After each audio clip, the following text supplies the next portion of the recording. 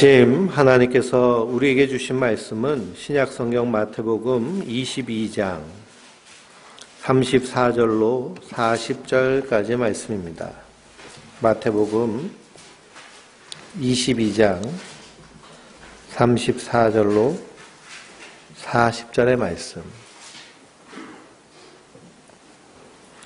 신약성경 38페이지에 있는 말씀을 우리 함께 봉독하겠습니다. 예수께서 사두개인들로 대답할 수 없게 하셨다 함을 바리새인들이 듣고 모였는데 그 중에 한 율법사가 예수를 시험하여 묻되 선생님, 율법 중에서 어느 계명이 크니이까?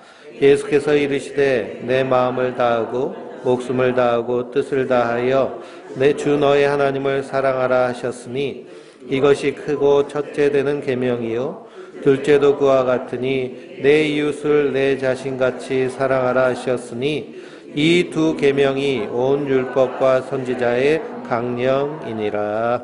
아멘. 하나님께서 주시는 은혜와 평강이 우리 성도님들 위해 늘 충만하시기를 주님의 이름으로 축원드립니다. 우리가 정보와 지식이 넘쳐나는 사회에 살고 있습니다. 그래서 지식 과잉, 정보 과잉이라고 그러는데요. 이런 세대 가운데 우리가 승리하는 길은 무엇이냐? 바른 지식, 바른 정보를 우리가 잘 구별해내고 그것을 선택하는 것이 이 시대를 사는 힘이고 능력인 줄 믿습니다. 말씀도 바른 말씀, 정보도 바른 지식. 오미크론 바이러스가 이제 주종이 되면서 코로나가 한풀 꺾였다라고 얘기합니다. 근데 미국에서는 오미크론 바이러스로 인해서 사망하는 사망자들이 많이 나오고 있어요. 그 이유는 백신을 맞지 않았기 때문입니다. 그래서 대한민국은 하도 정부 말을 잘 들어서요. 백신 다 맞았는데 우리가 이상한 음모론이나 잘못된 정보를 조심해야 됩니다. 마태복음 말씀을 함께 나누고 있는데요. 제가 쭉 살펴보니까 2020년 7월 마지막 주일 마태복음 5장 산상순 말씀을 통해서 시작해서 오늘까지 마태복음을 함께 읽고 있습니다. 마태복음의 핵심 주제는 하나님 나라입니다. 하나님 나라 자체이신 그리스도께서 이 땅에 쳐들어오셔서 자기 백성을 부르시는 거예요. 천국은 침노하는 자의 것이다 라고 마태복음이 이렇게 번역되어 있는데요. 새 번역 성경을 읽어보면 천국이 위력으로 우리에게 다가온다 라고 다시 번역했습니다. 천국 대신 예수님이 우리에게로 쳐들어오셨어요. 우리 성도님들 한 사람 한 사람에게 쳐들어 가셔서 사망과 죄로 죽을 인생을 구원하셔서 생명으로 옮기신 줄 믿습니다. 그 성도는 그리스도의 손에 붙잡힌 자들이에요. 근데 우리가 먼저 주님을 사랑한 것이 아니고 주님이 우리를 사랑하여 택하여 부르셨습니다. 그래서 너는 내 것이라. 우린 다 누구 거예요? 하나님 것. 우리 주님 손에 붙잡힌 자들인 줄 믿습니다. 그 예수님이 자기 백성을 부르셔서 하나님 나라를 맛보게 하십니다. 예수님이 이 땅에서 하신 세 가지 사역을 디다케, 케리그마, 테라피 이렇게 신학교에서는 가르칩니다. 디다케는 예수님이 가르치신 양육하신 것을 말씀하시고요. 케리그마는 선포하신 겁니다. 산상순 산 위에서 선포하시고 광야에서 선포하시고 그리고 사망과 죽음 앞에서 생명과 부활과 하나님 나라를 선포하셨습니다. 그리고 고치셨어요. 맹인의 눈을 뜨게 하시고 듣지 못하는 사람의 귀를 듣게 하시고 걷지 못하는 자를 걷게 하시고 나병 환자를 고치시고 죽은 자를 살리셨습니다. 이것을 성경은 기적과 능력과 표적이라고 얘기합니다. 그분이 어떤 분이신지를 증거하는 거예요. 죽은 자를 살리시고 나병 환자를 고치시고 무리를 걸으시며 바다를 잔잔케 하시고 오병이어와 칠병이어의 기적을 행하시는 그분이 누구시라는 걸까요? 예수님이 바로 하나님이시라는 거예요. 그분의 기적과 능력과 표적이 바로 그 예수님이 누구신지를 증거하는 표적입니다. 신사도 운동을 한다는 사람들은 예수님이 기적을 행했으니 우리도 기적을 행할 수 있다. 예수님이 병을 고쳤으니 우리도 병을 고칠 수 있다.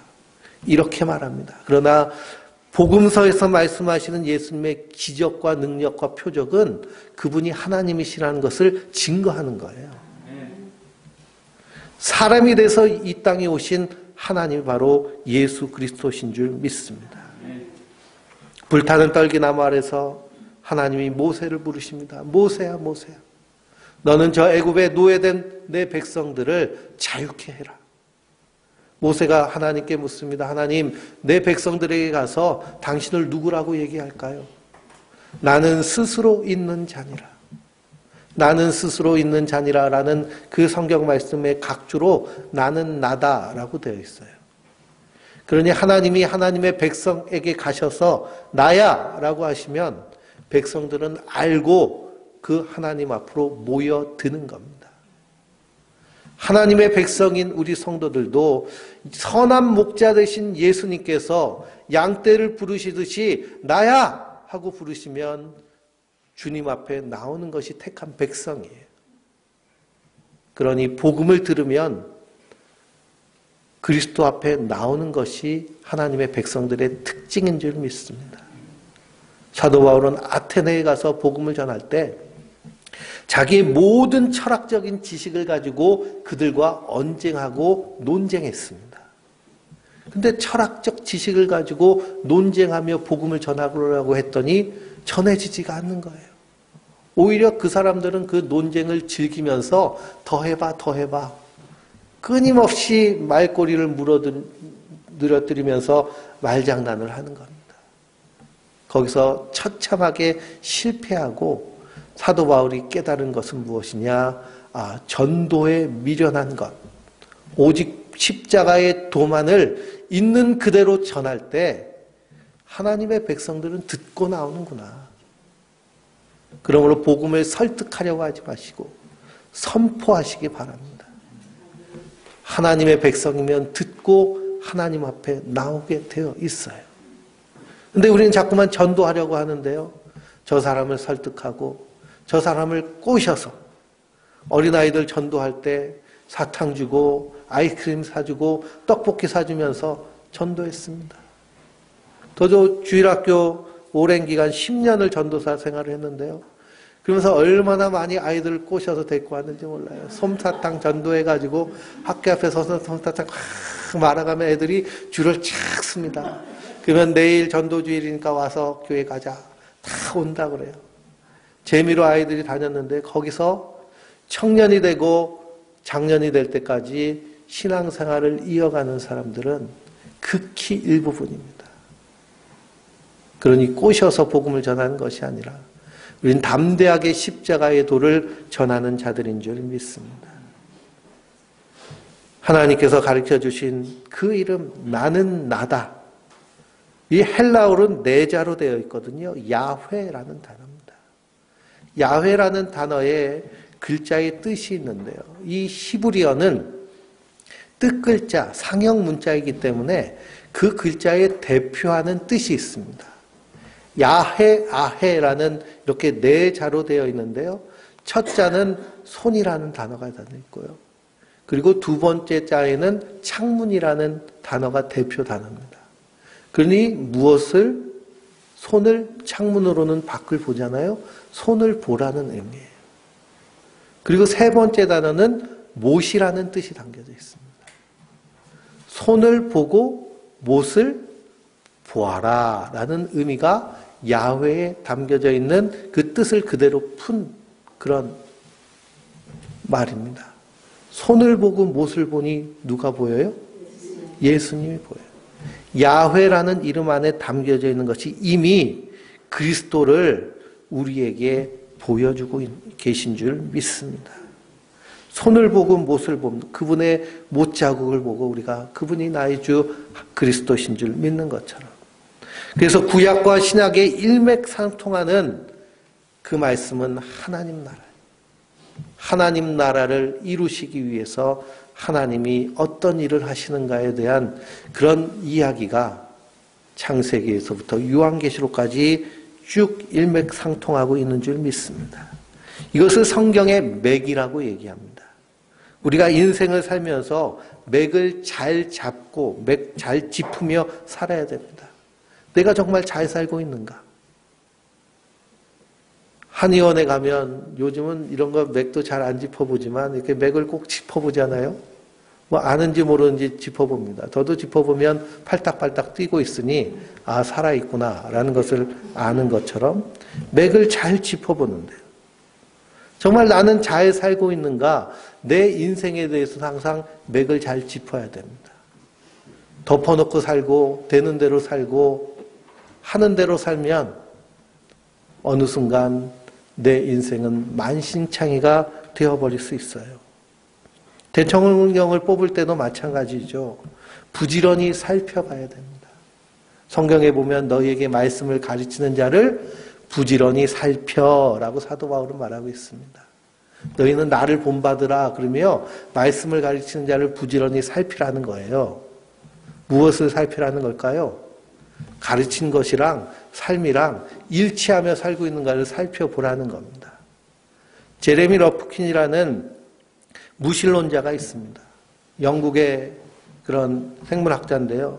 이 사람은 영국 2층 버스에 관광버스에다가 광고를 크게 했습니다. 뭐라고 광고했느냐? 하나님은 없다. 하나님은 없다. 이 사람이 무신론을 주장하면서 가장 강력하게 말하는 것이 무엇이냐? 기독교인들을 봐라. 저 사람들이 하나님을 믿는다고 그러는데 사는 걸 봐. 하나님 믿으며 사는지. 그러니 그 논리 앞에서 기독교인들이 할 말을 잃은 겁니다. 정말 내가 하나님의 백성으로 살고 있는가? 항상 나 자신을 부지런히 살피고 우리 주변의 신앙의 사람들을 부지런히 살피고 하나님의 말씀을 부지런히 살펴서 맥 잡고 살아야 될 줄 믿습니다. 대통령도 마찬가지죠. 대통령 그냥 상징적인 인물이 아닙니다. 현대사회는 글로벌 시대, 그래서 글로벌 비즈니스가 대한민국의 최고의 CEO, 그래서 경제 회사의 CEO만 중요한 것이 아니라 대한민국도 이제 세계가 CEO의 개념으로 가고 있습니다. 그러니 정치, 경제, 문화, 사회, 복지, 행정, 의료 다방면에서 정말 지도자의 역할을 잘 할 수 있는지 잘 살펴봐야겠죠. 성경을 볼 때에도 맥을 잘 짚어야 됩니다.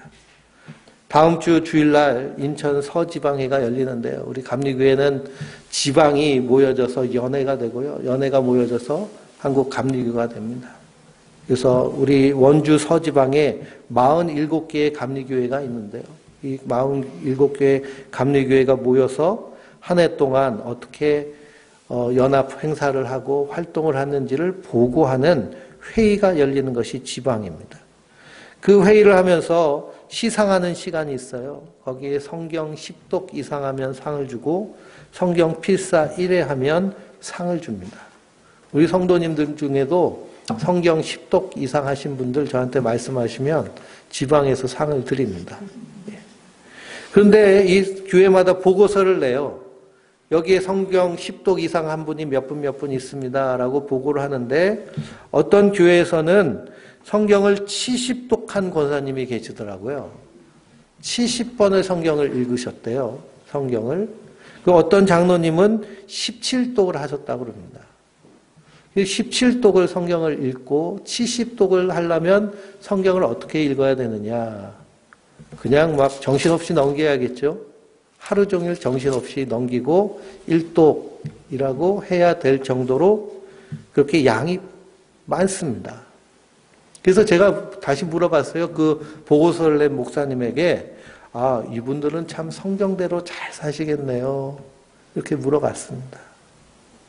우리가 1000독하고 10,000독을 해도요. 성경에 맥 못 잡고 살면 그러면 시간 낭비에 불과합니다. 그래서 성경을 볼 때 거기에 있는 문맥을 살펴야 되고요. 그리고 그 안에 담겨져 있는 하나님의 뜻인 영적인 영맥을 살펴야 되고, 그 다음에 그것을 가지고 내가 어떻게 살아가야 될지 생맥을 살펴야 될 줄 믿습니다. 예수님의 비유, 말씀, 그리고 고치심은 다 그 의미와 뜻이 연결되어 있습니다. 예수님께서 예루살렘에 입성하셨어요. 성전에서 장사하는 사람들을 다 내쫓으셨습니다. 내 집은 만민이 기도하는 집인데 너희가 강도의 소굴을 만들었다라고 하십니다. 그러면 이제는 건물로 된 성전을 폐기하시고 그리스도의 몸으로 몸소 세우신 성전을 십자가를 통해서 시작하신 줄 믿습니다. 그러므로 교회는 건물이 아니라 누가 교회예요? 내가 교회예요. 내가 성전이에요. 내 안에 성령님이 계세요.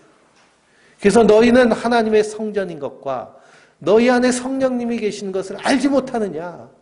고린도 교회 성도들 향해서 사도 바울이 책망하며 안타깝게 말하는 말입니다. 성도는 이 예배 모임 안에서 그것만 예배가 아니라 우리 삶 자체가 예배입니다. 그러니 우리의 직장에서 성전의 사명 감당해야 될 줄 믿습니다. 우리의 가정에서 성전의 사명 감당해야 될 줄 믿습니다. 우리의 친목의 모임 가운데서도 내가 하나님의 성전이에요. 예수님 분명히 말씀하셨죠. 너희는 세상의 빛이며 세상의 소금이다. 이것을 망각해서는 안 됩니다. 그러나 건물로 된 성전은 이것을 망각해버렸어요. 그러니 예수님이 이 성전을 폐지하시는 거예요. 이 성전을 헐라 내가 3일 만에 다시 세우리라. 예수님 몸으로 세우신 그 성전, 그 성전에 합당한 자를 세 가지 비유를 통해서 말씀하셨습니다. 두 아들의 비유를 통해서 하나님 나라에 합당한 자는 회개하는 자, 포도원 농부의 비유를 통해서 포도원의 주인인 하나님은 반드시 이 농부들을 진멸하실 것인데, 이 포도는 세상이잖아요. 하나님 반드시 세상을 진멸하실 것을 믿고 세상에 소망을 두지 않고 하나님 나라에 소망을 두고 사는 자들이 하나님의 성전에 합당한 자들인 줄 믿습니다. 그리고 혼인잔치의 비유를 통해서 반드시 무엇을 입어야 돼요? 예복을 입어야 돼요. 하나님이 입혀주신 그 예복. 그 예복은 예수 그리스도를 믿는 믿음인 줄 믿습니다. 예수님을 믿지 않고서는 하나님 나라에 들어가지를 못해요. 이 세 가지 비유를 통해서 성전에 합당한 자가 누구인지를 분명히 말씀해 주셨어요. 그러니 바리새인들이 말에 올무를 걸어서 넘어뜨리려고 예수님께 찾아옵니다. 총 3번 찾아와요. 비유도 3가지, 찾아오는 것도 3가지. 첫 번째는 누가 찾아왔나요? 바리새인들의 제자들과 헤롯 당원들이 예수님께 찾아와서 묻습니다. 가이사에게 세금을 바치는 것이 옳습니까? 그랬더니 예수님 뭐라고 하세요? 가이사의 것은 가이사에게, 하나님의 것은 하나님께로 돌려라 라고 하십니다. 그러나 이 말씀 가운데 담겨져 있는 영적인 의미는 뭘까요? 너는 누구의 것이냐는 겁니다. 너는 누구의 것이냐? 내가 하나님의 성전이면 나는 누구의 것이에요? 하나님의 것이에요. 세금을 놓고 고민하고 갈등하는 것은 너는 이미 누구의 것이라는 것을 드러내는 것이라는 얘기냐 하면 세상의 것, 가이사의 것, 생존을 위해 나는 삽니다라는 고백이라는 거예요. 그래서 예수님이 십자가에 달려 죽기 전에 가야바의 법정에서 재판을 받으실 때 빌라도 앞에서 제사장이 뭐라고 얘기하나요? 가이사 외에는 우리에게 왕이 없습니다라고 고백합니다. 그러나 성도는 누가 왕이실까요? 예수님이 우리의 왕이며 예수님이 우리의 주님이신 줄 믿습니다. 사람은 두 주인을 섬기지 못한다 했습니다. 생명을 위해 살 것이냐, 생존을 위해 살 것이냐. 나는 지금 무엇을 위해 살고 있는가? 주님 우리에게 묻고 계신 거예요. 이건 엄청난 영적인 도전입니다. 그래서 이것을 영적 전쟁이라고 얘기해요. 바울의 서신서를 읽어보면 성도를 군인으로 표현합니다. 하나님의 전신갑주를 입으라. 베드로 사도는 뭐라고 하나요? 깨어라! 근신하라! 너 정신 차려! 네가 무엇을 위해 사는지 정신 차리라는 거예요. 생존을 위해 살면 나도 모르게 마귀의 밥이 돼버립니다. 성도는 생명을 위해 사는 자들인 줄 믿습니다. 사도 바울도 이 치열한 영적 전투 앞에서 로마서 7장에 보면 자기가 무엇이라 고백하느냐? 오라 나는 곤고하도다 고백합니다. 세번역 성경 나는 비참합니다 라고 얘기해. 비참합니다. 내가 하나님의 백성 하나님의 성전인데 그렇게 살지 못하는 내 모습이 비참하다고 얘기해요. 그만큼 영적 전쟁이 치열합니다. 그러나 로마서 8장을 보면 사도 바울이 뭐라고 하느냐? 우리 주 예수 그리스도로 말미암아 내가 감사하노니 그래요. 이 치열한 영적 전투 가운데 누가 계신 거예요? 예수님이 계신 거예요. 예수님이. 그래서 복음성가 가운데도 이런 찬양이 있습니다. 내 주님 없이 난 못 살아. 내 주님 없이 난데 닷없는 배처럼 흔들려 주님 없이는 못 살아. 예수 오 예수 당신은 아는가 우리 주를 아는가 오 예수 오 예수 내 주님 없이 난 못 살아. 할렐루야. 이게 우리 성도들의 고백인 줄 믿습니다. 날마다 주님이 주인이라고 고백하면서도 우리는 얼마나 연약한지요. 여전히 내가 주인으로 살잖아요. 그러나 주님께서 우리를 향해 팔 벌려 계십니다. 내게로 오라. 수고하고 무거운 짐 짐진 자들아 다 내게로 오라. 내가 너희를 쉬게 하리라. 바리새인의 제자들과 헤롯 땅의 제자들이 떠나가니 사두개인들이 나옵니다. 사두개인들은 제사장들 중에 지도층들이고 모세의 율법만 믿는 사람들인데 모세 오경에 부활이라는 단어가 없으니 부활이 없다라고 주장하는 사람들이에요. 부활이 없으니 어디에만 집중하며 살자는 거예요? 세상에만 집중하며 살자는 겁니다. 그러니 한마디로 맥을 못 잡는 돌팔이들이죠. 이런 사람들이 제사장들입니다. 예수님 그들을 향하여 너희가 성경도 모르고 하나님의 능력도 모르는구나 라고 하십니다. 하나님은 아브라함의 하나님, 이삭의 하나님, 야곱의 하나님. 하나님은 죽은 자의 하나님이 아니라 산 자의 하나님. 그러니 하나님의 언약 안에서 아브라함도 이삭도 야곱도 지금 눈 시퍼렇게 뜨고 살아있는 줄 믿습니다. 우린 이것을 믿는 믿음으로 사는 자들이에요. 그래서 성경은 성도들이 다 잠잔다라고 하지 죽는다라고 얘기하지 않아요. 자고 있으면 마지막 때 주님께서 우리에게 오셔서 우리를 깨우시는 거예요. 나사로를 깨우듯이 나사로야 나와라 하듯이 나야 일어나 우리를 부르시는 거예요. 그래서 예수가 우리를 부르는 소리 그 음성 우리를 부드럽게 깨우시면 우리는 그 잠자는 자리에서 일어나서 부활의 영광스러운 몸으로 생명에 참여하게 될 줄 믿습니다. 그러나 우리가 분명히 알아야 될 것은 하나님이 창조하신 인생들은 다 부활로 나온다는 사실이에요. 그러나 그리스도 안에 있는 자들은 생명의 부활로, 그리스도 밖에 있는 자들은 심판의 부활로 나오게 된다고 분명히 말씀하십니다. 그러니 안 믿는 사람이 와가지고 야 너만 천국 가냐 물어보면 아니 너도 부활해 분명히 말씀하세요. 근데 무슨 부활로 나와요? 심판의 부활로 나옵니다. 심판대 앞에 서서 자기의 행한 대로 하나님이 심판하십니다. 그래서 하나님이 의롭게 여기시면 그 사람도 천국 갈 수 있겠죠. 그러나 성경은 자기 의로는 하나님 앞에 의롭다함을 받을 인생이 없다라고 말씀하고 있습니다. 사두개인들이 모세의 율법을 가지고 부활이 없다고 얘기하는데 예수님은 율법에 나와 있는 떨기나무 아래에서 모세를 부르신 그 말씀을 가지고 사두개인들에게 말씀하시니 그들이 유구무원 더할 말이 없는 겁니다. 그랬더니 오늘 사두개인들이 예수님 흠집 잡으려고 나갔다가 완전히 깨진 것을 보고 누가 나섰어요? 바리새인들이 나섰습니다.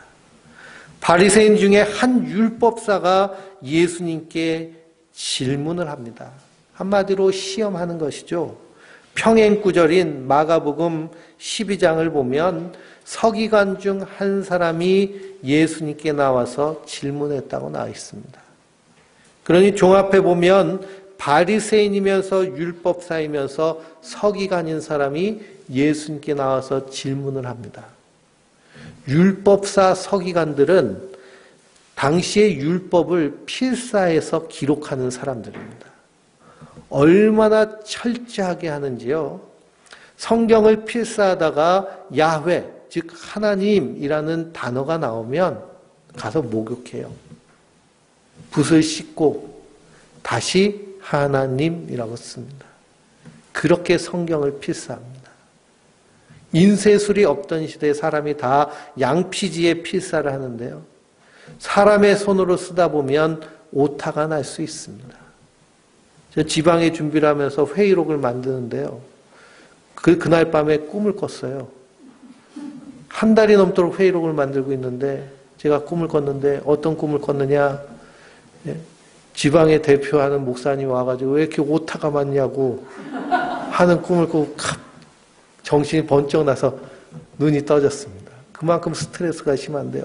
이 서기관들은 손으로 쓰는 겁니다. 5글자 이상 틀리면 그 양피지는 폐기하는 거예요. 그러니 얼마나 정성 들여서 성경을 필사하는지. 그러니 단어 하나하나 그 뜻 하나하나를 다 꿰뚫고 있는 사람들이 율법사이고 서기관입니다. 그 사람이 예수님께 와서 질문합니다. 오늘 말씀을 읽어보실까요? 오늘 말씀에 36절입니다. 선생님, 율법 중에서 어떤 계명이 크니까? 37절, 예수께서 이르시되 내 마음을 다하고 목숨을 다하고 뜻을 다하여 주 너의 하나님을 사랑하라 하셨으니 이것이 크고 첫째 되는 계명이요 둘째도 그와 같으니 내 이웃을 내 자신같이 사랑하라 하셨으니 이 두 계명이 온 율법과 선지자의 강령이니라. 그렇게 말씀하십니다. 이 율법사가 선생님, 율법 중에 어느 것이 제일 큽니까? 그렇게 질문을 해요. 이 율법사는 서기관이며 율법사 중에 제일 높았을 겁니다. 요즘으로 말하면 서울대 교수 중에도 학장 정도 되는 사람이 예수님께 와가지고 묻는 거예요. 예수님은 대학교 나오셨을까요? 아니죠. 그러니 서울대 학장이 학교도 제대로 나오지 못한 사람한테 와가지고 선생님 이건 어떻게 됩니까? 라고 자기의 전공 과목에 대해서 묻는다라고 하면 한마디로 예수님을 모욕하는 행위일 수도 있습니다. 계명 중에 어느 계명이 제일 큽니까? 그때 예수님 분명히 말씀하시죠. 내 마음을 다하고 목숨을 다하고 뜻을 다하여 주 너의 하나님을 사랑하라 라고 하십니다. 이것이 크고 첫째 되는 계명이요 둘째도 그와 같으니 내 이웃을 내 몸같이 사랑하라 라고 하십니다. 율법은 첫째, 둘째가 없습니다. 율법은 첫째만 있는데요. 뭐만 사랑하라고요? 하나님만 사랑하랍니다. 하나님만. 그래서 신명기 10장 12절에서 13절 한번 보실까요? 신약성경 신명기 구약성경 신명기 10장 12절에서 13절입니다.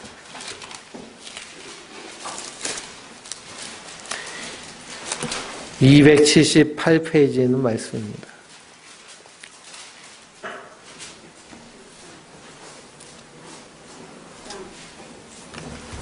같이 읽어보겠습니다. 이스라엘아, 내 하나님 여호와께서 내게 요구하는 것이 무엇이냐? 곧 내 하나님 여호와를 경외하며 그의 모든 도를 행하고 그를 사랑하며 마음을 다하고 뜻을 다하여 내 하나님 여호와를 섬기고 내가 오늘 내 행복을 위하여 내게 명하는 여호와의 명령과 규례를 지킬 것이 아니냐라고 하십니다. 하나님이 요구하시는 것이 뭐예요? 여호와를 경외하는 것을 요구하십니다. 마음을 다하고 뜻을 다하여 하나님을 섬기며 사랑하고 그 계명 지킬 것이 너희에게 행복한 일이라고 말합니다. 사람은 누가 창조하셨나요? 하나님이 창조하셨어요. 그러면 누구의 설명서대로 사는 것이 가장 행복한 걸까요? 하나님의 설명서대로 사는 것이 가장 행복한 겁니다. 근데 우리가 하나님의 설명서대로 사나요? 안 그러면 내 마음대로 설명서 작성해서 사나요? 다 내 마음대로 내 개똥 철학 가지고 살았습니다. 행복하세요? 행복하게 사셨나요? 평생을 돌아보며 잘 살았다, 행복하다, 다 이루었다. 예수님은 십자가에서 다 이루었다 하셨는데 그렇게 만족스럽나요? 세상은 하나님의 말씀이 아니라 네 생각대로 네가 원하는 대로 살라고 말합니다. 그러나 성경은 그렇게 말씀하지 않으세요. 하나님 우리를 창조하셨기 때문에 누구보다 우리를 잘 아십니다.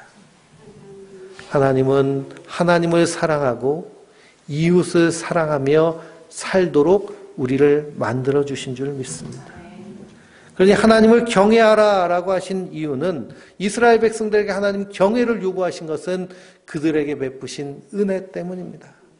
그들이 애굽에서 400년 동안 노예살이했던 것들을 어린 양의 그 피로 문설주에 바르며 하나님의 능력으로 그들을 사망에서 생명으로 옮겨주신 줄 믿습니다. 시내산에서 그들과 언약을 맺을 때 너희는 내 계명을 지키고 내 말을 들으면 나는 너희의 하나님이 되고 나는 너희의 하나님이 되리라. 내가 너희를 제사장 나라 삼으리라. 그렇게 언약을 맺으십니다.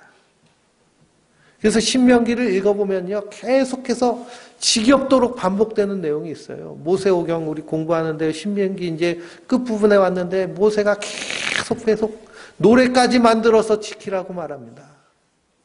그 내용이 뭐냐? 은혜를 잊지 마라. 은혜를 잊지 마. 은혜 잃어버리면 하나님이 어떻게 하시겠다는 거예요? 네? 저주하시겠다는 겁니다. 신명기 28장에 축복은 짧고요. 저주는 엄청 길어요. 너 은혜 잊어버리면 죽어. 보통 죽는 게 아니고요. 그냥 엄청난 저주 말씀하시면서 은혜를 잊지 마라. 모세도 은혜를 잊지 마라. 가나안 땅에 들어가서 배부르고 등 땄으면 하나님 잃어버리고 우상 숭배할 것이 뻔한데 너는 은혜를 잊지 마. 뼈골 빠지게 네가 이래서 먹고 사는 것이 아니라 다 누구 은혜로 사는 거야? 하나님의 은혜로 사는 거야. 잊지 말라는 거예요. 그러니 하나님 경외하기를 요구하는 이유는 무엇이냐? 하나님의 은혜 때문에 그렇습니다. 이스라엘 백성들 이 율법을 받았는데요. 이 율법을 열심히 받아 적으면서 지키기는 했는데 무엇을 빼먹었을까요? 그 율법 안에 담겨져 있는 정신을 빼먹었습니다. 그걸 가리켜서 율법주의라고 말합니다. 껍데기는 있는데요. 모양은 있는데 그 안에 있는 담겨져 있는 내용과 능력은 사라져 버렸어요. 사도 바울은 뭐라고 얘기하느냐? 경건의 모양은 있는데 경건의 능력은 부인하는 자들에게서 너희가 떠나가라 그래요. 떠나가라. 그 사람들하고 함께하지 마라. 이게 바로 율법주의입니다. 율법 안에 담겨져 있는 핵심은 사랑이에요. 하나님을 사랑하고 이웃을 사랑하는 것이 율법의 핵심인데 이스라엘 백성들이 율법은 열심히 지켰습니다. 양 잡고 소 잡고 제사 드리면서 지켰는데요. 그 안에 담겨져 있는 사랑은 잊어버렸어요. 그러니 선지자들이 무섭게 책망하는 겁니다. 무섭게 책망해요. 예수님께서 이 땅에 오셔서 우리를 위해 십자가에 달려 죽으시고 부활하셨습니다. 우리는 예수님의 십자가의 은혜로 거듭난 다시 생명을 얻은 자들이에요. 우리 성도들도 뭘 잊어버리면 안 될까요? 그 십자가의 은혜를 잊어버려서는 안 돼요. 나의 나 된 것은 하나님의 은혜로 된 것이니 사도 바울은 그 십자가의 은혜만을 자랑하며 다른 것은 배설물처럼 여긴다고 얘기했습니다. 그 은혜의 핵심은 사랑입니다. 하나님 나를 이렇게 사랑하셨구나. 그러니 성경을 창세기부터 요한계시록까지 계속 읽으면 하나님의 사랑이 우리 안에서 계속 전해지는 거예요. 그 은혜를 알면. 하나님을 사랑하고 이웃을 사랑하는 것이 선지자들의 강령이라, 율법과 선지자들의 강령이란 것은 핵심 내용이라는 것인데요. 복음도 마찬가지입니다. 복음 안에서도 하나님을 사랑하고 이웃을 사랑하는 것이 복음 안에서 핵심적인 강령이에요. 최고의 은사가 무슨 은사일까요? 사랑의 은사입니다. 눈에 보이는 하나님을 우리가 어떻게 사랑할 수 있을까요? 요한 사도는 분명히 얘기합니다. 형제가 서로 사랑하는 그 모습을 보고 너희가 하나님의 제자인 줄 알리라 라고 하셨습니다. 예수님도 분명히 말씀하셨죠. 지극히 작은 자 한 사람에게 물 한 대접 대접하는 것이 나에게 한 것이다. 그러면서 불법을 행하는 자여 내게서 떠나가라. 내가 너희를 도무지 알지 못한다 라고 하셨는데요. 그 사람들은 예수님의 이름으로 병자도 고치고 귀신도 내쫓고 권능도 행했습니다. 근데 뭐가 없었어요? 사랑이 없었던 거예요. 사랑이. 고린도전서 4장에 사랑이 없으면 아무것도 아니라고 하셨습니다. 그러니 십자가도 하나님의 사랑이 우리에게 나타난 그 증거가 십자가예요. 이 십자가 목걸이 걸고 산다고 우리가 십자가와 함께 사는 것이 아니라 하나님의 사랑 안에서 사랑하며 사는 것이 바로 십자가에 합당한 삶을 사는 것인 줄 믿습니다. 그 사랑도 내 안에 있는 사랑이 아니라 예수님의 사랑입니다. 예수님이 우리를 어떻게 사랑하셨는지 그 사랑이 고린도 13장에 나와 있는 사랑장에서 나타났습니다. 사랑은 언제나 오래 참고, 사랑은 언제나 온유하고, 사랑은 언제나 시기하지 아니야. 이 사랑을 내가 받았구나. 그러니 우리도 형제를 사랑하는 것이 마땅한 것입니다. 우리가 형제를 서로 사랑할 때 그것을 통해서 하나님을 사랑하는 것으로 하나님 받으시는 줄 믿습니다. 그런데 이 복음도요, 복음주의에 빠지면 문제가 됩니다. 사랑하라는 것은 누구를 향한 명령이에요? 나보고 사랑하라고 하신 명령이에요. 그런데 복음주의에 빠지면 너 왜 사랑 안 해? 이렇게 돼버리는 겁니다. 예수님 사랑하라고 했는데 너 왜 사랑 안 해? 그러면서 직분이 있냐? 그러면 목사냐? 이렇게 얘기해요. 근데 이 사랑하는 말은 누구에게 주신 말씀이에요? 나에게 주신 말씀이에요. 내가 사랑하면 되는 겁니다. 내가 사랑받기 원하면 내가 먼저 사랑하면 되는 거예요. 그러므로 예수님이 하나님 나라에 합당한 자는 하나님의 사랑을 충분히 받아서 그 사랑으로 사랑하는 자다라고 우리에게 말씀하셨습니다. 그 사랑 우리가 삶 공부를 하면 이웃을 어떻게 사랑해야 되느냐? 요한복음 3장, 요한일서 3장에 4가지 사랑이 나옵니다. 첫 번째는 희생하는 사랑이에요. 그리스도께서 우리를 위해 목숨을 버리셨으니 우리도 형제를 위해 목숨을 버리는 것이 마땅하다. 목숨을 아예 내놓으라는 것이 아니라 희생하라는 겁니다. 또한 누가 이 세상의 재물을 가지고 형제의 궁핍함을 보고도 도와줄 마음을 닫으면 하나님의 사랑이 어찌 거기에 있겠느냐 합니다. 그 사랑은 구체적인 사랑이 돼야 돼요. 저 사람에게 정말 필요한 것이 무엇인가? 덮어놓고 사랑하는 것이 아니고요. 구체적인 사랑. 그리고 그 사랑은 진실해야 됩니다. 다른 목적이나 다른 원인이 있는 것이 아니라 그냥 예수님이 사랑하라 하셨으니 사랑하면 되는 거예요. 그리고 그 사랑은 중심이 있는 사랑이 돼야 됩니다. 중심이 있다는 것은 예수님의 사랑 때문에 사랑하는 거예요. 중심이 분명하면 내가 사랑하려고 할 때 그 사람이 그 사랑을 그냥 우습게 여기거나 잘 받지 않아요? 그러면 우리 안에 어떤 마음이 생길까요? 내가 너한테 어떻게 했는데 네가 나한테 이렇게 해. 라는 반응이 나올 수 있지만 중심이 든든히 서 있으면 거기에 실망하지 않습니다. 왜 그러냐? 내가 예수님의 사랑 때문에 행하는 것이기 때문에. 사람의 반응을 보고 내가 내 기분이 오르락 내리락 하지 않습니다. 그 성도는 이 땅에서 하나님 나라를 살아내는 자들. 사랑하라 라고 할 때에도요. 사랑의 범위가 분명히 있습니다. 내 이웃을 사랑할 때 어떻게 사랑하라고 하셨어요? 내 몸같이 사랑하라고 하셨어요. 그 먼저 나를 사랑해야 됩니다.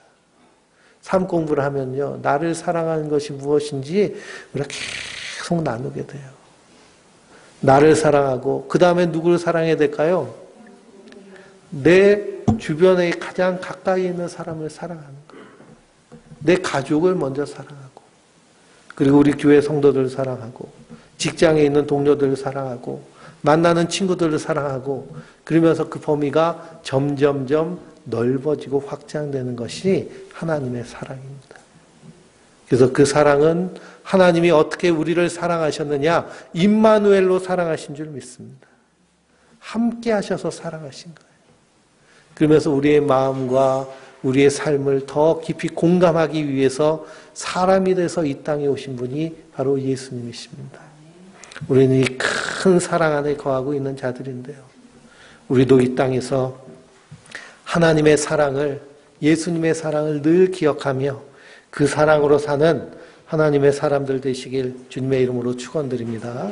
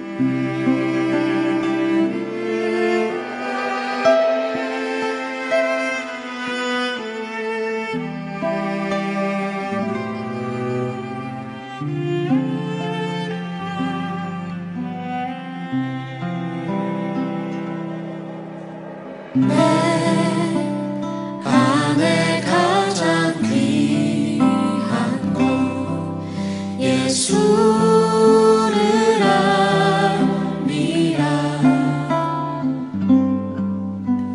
그 은보다 더 귀한 것 예수를 압니다. 세상 지식보다 귀한 것 예수를 압니다. 내 안에 가장 귀한 것 예수를 압니다.